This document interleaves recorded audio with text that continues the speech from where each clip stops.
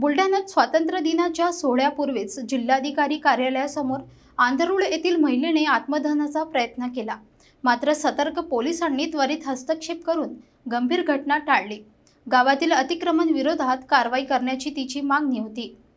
79वा स्वातंत्र्य दिन बुलढाण्यात उत्साहात साजरा होणार असतानाच जिल्हाधिकारी कार्यालयात सकाळीच तणाव निर्माण करणारी घटना घडली।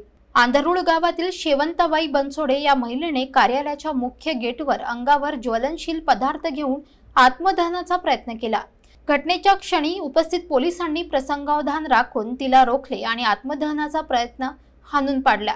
पोलिसांच्या जलद कारवाईमुळे संभाव्य जीवितहानी टळली।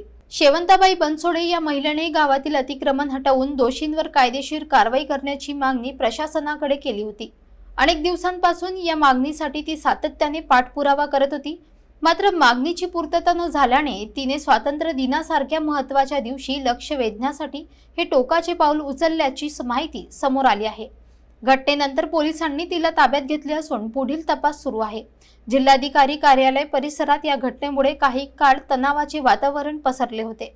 प्रशासनाच्या परिसरात घडलेल्या या प्रकाराने नागरिक आणि अधिकाऱ्यांमध्ये चर्चा रंगली असून पोलिसांच्या वेळेस केलेल्या कारवाईमुळे एक मोठी दुर्घटना टळली आहे।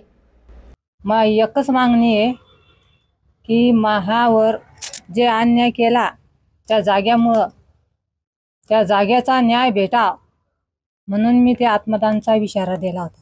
मागणी काहीच नाही, जसं माय त्यानं उद्ध्वस्त केलं तसं मला त्याचं उद्ध्वस्त करा तर आम्ही शांत राहील। अतिक्रमणचं का पंजाबराव देशमुख।